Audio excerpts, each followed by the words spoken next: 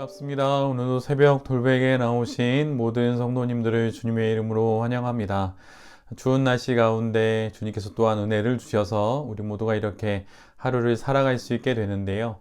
오늘도 하나님이 주시는 여호수아서 말씀 함께 묵상하고 또 이 말씀을 의지하여서 이 하루도 잘 살아가는 우리 모두가 되기를 바랍니다. 오늘 우리에게 주시는 하나님의 말씀은 여호수아 10장 16절로 21절까지의 말씀입니다. 아모리의 5왕은 도망하여 막게다의 굴에 숨어 있었다. 누군가가 여호수아에게 그 5왕이 막게다의 굴에 숨어 있다고 알려왔다. 여호수아가 명령을 내렸다. 큰 돌을 굴려 그 굴 어귀를 막고 그 곁에 사람을 두어서 지켜라. 너희는 지체 말고 적을 추격하여 그 후군을 치고 그들이 성으로 들어가는 것을 막아라. 주 너희 하나님이 그들을 너희 손에 넘겨주셨다. 여호수아와 이스라엘 자손이 그들을 아주 크게 무찔러 거의 전멸시켰다. 적 가운데서 살아남은 몇몇은 요새화된 자기들의 성으로 들어갔다. 여호수아의 모든 군대는 막게다 진에 있는 여호수아에게 무사히 돌아왔다. 아멘. 오늘은 여호수아 10장의 말씀을 갖고 책임을 다할 때 지경을 넓혀 주십니다. 책임을 다할 때 지경을 넓혀 주십니다. 라는 제목으로 함께 하나님 말씀을 나누도록 하겠습니다. 오늘 본문은 기브온에서의 전투를 승리로 이끈 이후에 길갈로 돌아오는 길에 벌어지는 일들을 기록해 놓고 있습니다. 이 전쟁에서 패한 아모리 5왕은 여호수아와 또 이스라엘의 눈을 피해서 막게다에 있는 동굴에 숨게 됩니다. 이를 발견한 한 군사가 이 사실을 여호수아에게 전하게 되고 이에 여호수아는 큰 돌을 굴려서 그 굴의 어귀를 막고 사람을 시켜 그곳을 지키게 합니다. 그리고 여호수아는 이스라엘의 모든 군사들에게 이렇게 말합니다. 주 너희 하나님이 그들을 너희 손에 넘겨주셨다. 이렇게 말함으로 하나님께서 이 전쟁을 이끌고 계시고 이 전쟁을 진두지휘하고 계심을 다시 한번 모든 이스라엘 군사들이 기억하게 합니다. 그리고 아모리 연합군의 후군을 치고 그들이 성으로 들어가는 것을 막고 그들을 완전히 멸할 것을 명령하게 됩니다. 이스라엘 군사들은 여호수아의 명령을 따랐고 그들은 전투에서 대승을 거둔 후에 막게다에 있는 여호수아에게로 돌아오게 되고 이 일로 인하여서 그 땅에서 어느 누구도 감히 이스라엘 자손을 헐뜯는 말을 할 수 없었고 그 누구도 이스라엘을 얕잡아 볼 수가 없었습니다. 지금 우리가 함께 보는 여호수아 10장 전체를 읽어 나가다 보면 우리 모두가 알게 되는 것이 있는데 그것은 점점 여호수아와 이스라엘의 지경이 넓어지고 있다는 바로 그 사실입니다. 이러한 모든 것들의 시작은 기브온과 맺은 그것도 속아서 맺게 된 조약을 하나님의 이름의 영광을 위해 지키는 것으로부터 시작됩니다. 조약을 파기할 수 있는 나름의 이유를 말할 수도 있고 아니면 어제 나눈 것처럼 은근슬쩍 모른 채 함으로 조약의 이행을 미룰 수도 있습니다. 그러나 여호수아는 조약의 준수에 대한 책임을 지연시키지 않고 즉각 수행합니다. 도움을 요청한 기브온에게 종주권 조약에 따라 자신에게 부여된 책임을 온전히 감당한 것입니다. 도움을 요청한 기브온에게 종주권 조약에 따라 책임을 감당한 것 뿐이었습니다. 그런데 기브온을 넘어 막게다 그리고 아모리의 5왕들을 진멸하는 것으로까지 이어집니다. 마지못해 어쩔 수 없이 조약에 묶여서 참전하게 된 그 작은 일로 가나안 정복의 일들이 성큼성큼 이루어지고 있는 것을 우리 모두가 보고 있는 것이지요. 제가 가끔 설교 중에 말씀드리는 여명학교 조명수 교장 선생님에 대한 이러한 이야기가 있습니다. 조명수 교장 선생님은 지금도 탈북 청소년들과 국내외에 있는 난민들을 위해 남편분과 함께 사역을 하고 있습니다. 제가 그분을 알게 된 것도 20여 년이 이제 넘어가고 있지요. 조명숙 교장 선생님이 그런데 이 사역에 뛰어들게 된 계기가 하나 있는데 그것은 매우 작고 사소한 것이었습니다. 어느 날 하루 집에 있는데 집으로 전화 한 통이 걸려오게 되었습니다. 그런데 수화기 너머로 들려오는 목소리는 제대로 알아들을 수가 없었다고 말합니다. 외국말도 아니고 한국말도 아닌, 그런데 무엇인가 그 메시지는 알 수 없지만 풍기는 분위기는 무언가 다급하고 도움을 요청하는 것 같았답니다. 그 내용을 좀 더 잘 들어보니 그 전화는 한국에 들어와서 일하는 외국인 노동자의 전화였습니다. 낯선 한국 땅에 들어와서 공장에서 일을 하다가 산재, 그러니까 산업재해를 당해서 도움을 요청하는 전화를 걸다가 전화번호가 잘못 눌려서 조명숙 교장 선생님에게, 당시 여대생이었는데 조명숙 교장 선생님에게 그 전화가 가게 된 것입니다. 제대로 알아들을 수 없는 수화기 너머의 목소리에 그 필요를 무시할 수 없었던 조 교장 선생님은 그를 찾아가 만나게 되었고 그를 돕다가 외국인 노동자들을 돕게 되었습니다. 그러다가 난민 사역을 하게 되었고 그러다가 훗날엔 북한 사역을 하게 되었고 북한 청소년들을 위한 야학인 자유투 학교를 하게 되고 결국은 여명학교를 세우게 되는 그 일까지 하게 됩니다. 전화 한 통에 대한 그리스도인으로서의 응답이 이렇게 신앙 인생의 지경을 넓혀주는 은혜를 받는 것으로까지 이어지게 된 것이지요. 작게 부여된 그 일에 책임을 다했더니 하나님이 이처럼 지경을 넓혀 주신 것입니다. 책임을 다할 때 하나님이 이처럼 한 성도에게, 또한 오늘 본문의 여호수아에게 하나님의 그 지경을 넓혀 주시는 은혜를 허락해 주시는 것입니다. 이것을 한번 경험하면 결코 잊을 수가 없습니다. 요청하는 책임에 신앙으로 응답했더니 그 응답에 꼬리에 꼬리를 물어 하나님께서 지경을 넓히시는 놀라운 은혜의 경험을 하게 되니 결코 이 경험을 잊을 수가 없는 것이지요. 단 한 번도 생각해 보지 못했던 곳으로까지 하나님께서 인도하시는 것을 모든 믿음의 사람들은 그들의 책임을 다하는 신앙 속에서 경험하게 되는 것입니다. 우리들 모두도 우리에게 요청되는 어떤 책임이 있다면 그 책임에 신앙으로 응답할 수 있는 성도가 되기를 간절히 바랍니다. 그리고 이런 인생을 살아 마침내 하나님께서 넓혀주시는 그 지경에까지 도달하게 되는 우리 모두가 될 수 있기를 간절히 기도합니다. 오늘 본문을 보면 아모리 연합군을 모두 진멸한 여호수아는 이스라엘에게 명령을 내려 막게다 굴에 갇혀있는 아모리 5왕을 끌어내어 데려오라고 명합니다.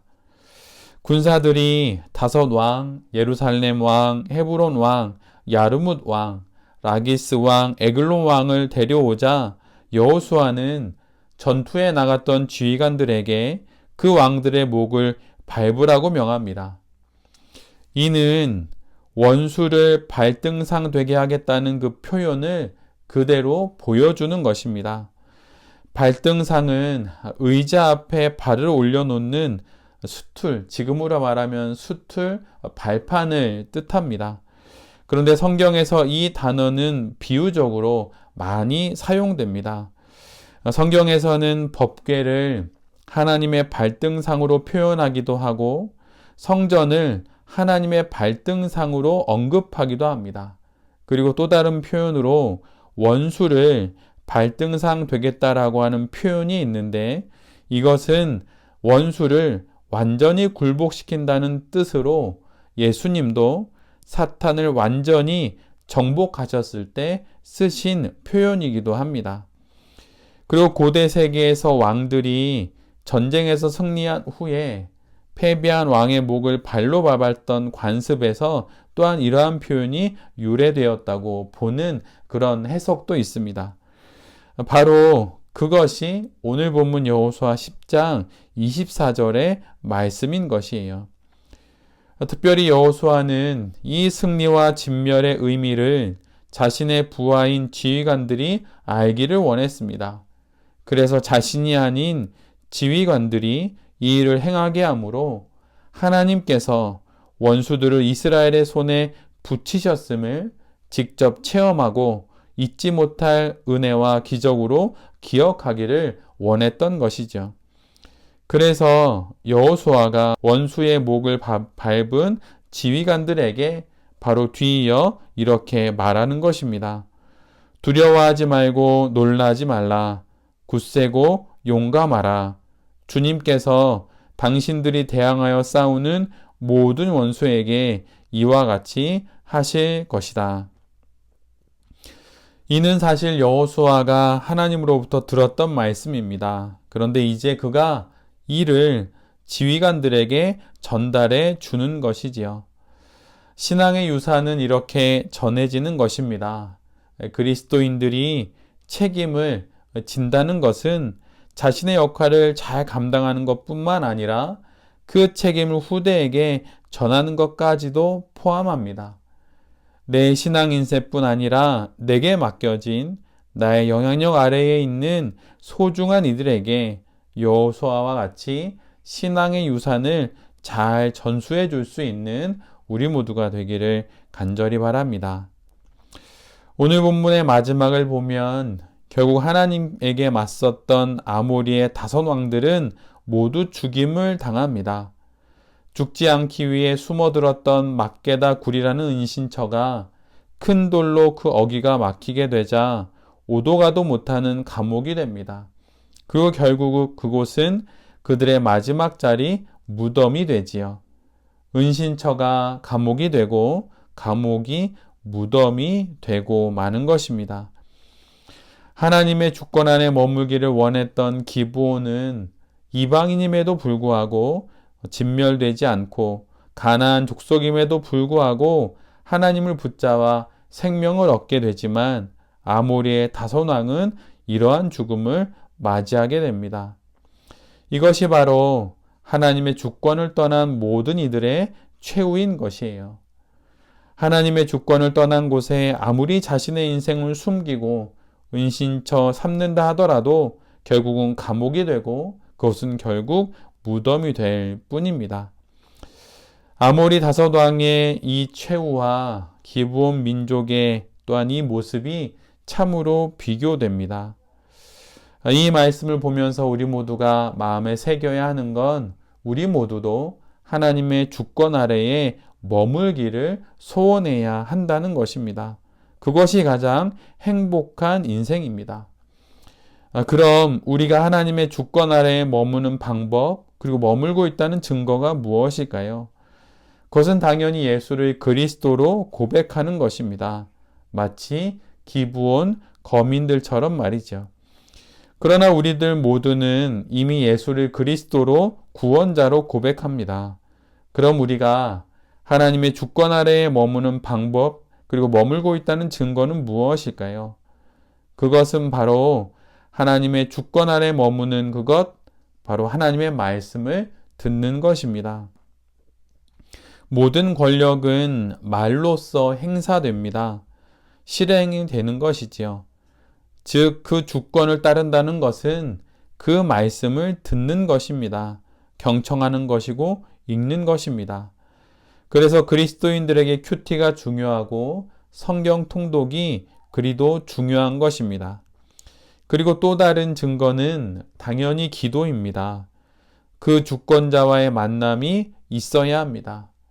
기도한다는 것이 곧 주권자의 그늘 아래에 머물고 있다는 증거가 되는 것입니다.